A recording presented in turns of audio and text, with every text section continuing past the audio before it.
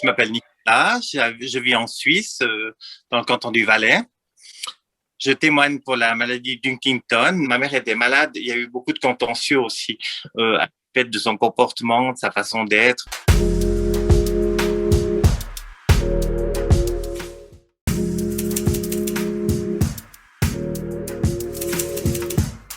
J'ai eu une adolescence assez difficile avec eux, parce que ma mère était très difficile.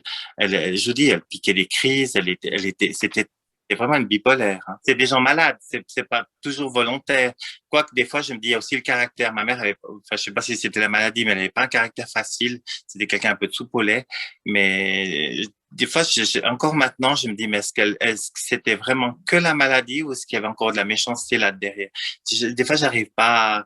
J'y pense encore maintenant. Hein, je vous dis sincèrement. Hein. On parlait à ma psychiatre. Je disais, mais comment on peut être comme ça avec son enfant, quoi? Un exemple, j'arrivais de l'école, elle m'avait mis tout mon linge sale, elle avait mis la chambre à sac, en chenille partout, il y avait du chenille partout, sans raison. Ben, je rangeais, puis voilà. Mais vous voyez comment. Puis un jour, elle pouvait être hyper gentille, hyper agréable et tout. Il suffisait de, je sais pas, je peux pas expliquer, et puis ça foirait, ça part en vrille. Après, ben, ça s'efface pas, ça s'estompe. Mais moi, bon, ma foi, maintenant, t'es assez cendre, mais c'est vrai que elle m'a pas arrangé toujours la vie.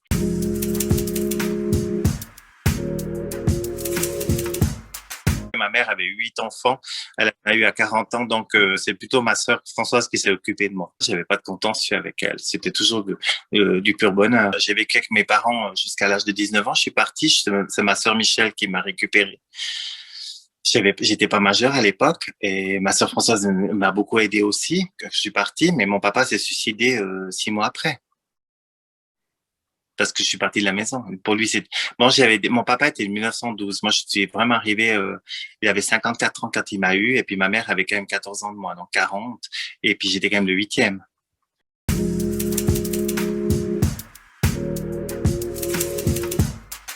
Actuellement, je sens toujours cette autorité des aînés. Et puis j'ai bientôt 60 ans, puis elle est toujours là. Et puis le respect, ben, le respect, je peux pas appeler ça le respect, mais au moins comprendre que j'ai pas eu une vie facile ado, que eux, ils ont une vie beaucoup plus simple de ce côté-là. Parce que ma mère était quand même pas atteinte à l'époque. Quand on a 30 ans puis qu'on a un appartement, on peut partir chez soi puis on est tranquille. Enfin, tandis que quand on doit vivre avec la personne qui est malade, ben, c'est une autre affaire. Hein. Mais maintenant, je pense à un conjoint. Le jour où on a un mari qui tombe malade comme ça ou une épouse, il y a aussi tout le contexte intime qui tombe. Il y a beaucoup de choses qui partent à la dérive. Hein.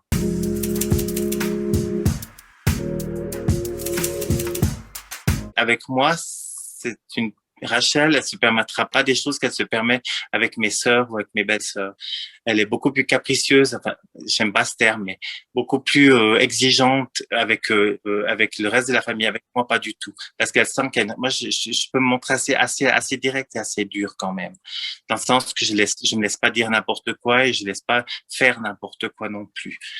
Mais ma sœur Michel, qui est beaucoup plus attachée à elle, elle se fait mener par le bout du nez hein, actuellement. Mais bon, aller comprendre une gamine, enfin une gamine, non, le terme m'a été déjà reproché dans la famille que je la traite toujours de gamine, mais quand on les a vues naître, que ma sœur, elle se fait balader.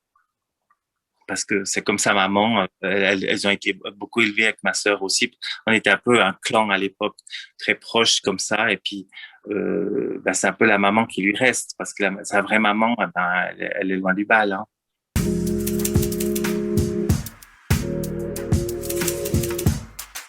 Quand le mari de ma sœur Françoise s'est suicidé le 18 avril 1981, à l'époque, il y avait des fleurs partout. Et c'est vrai que j'avais 15 ans et je me suis dit, mais où c'est que ça se fait tout ça?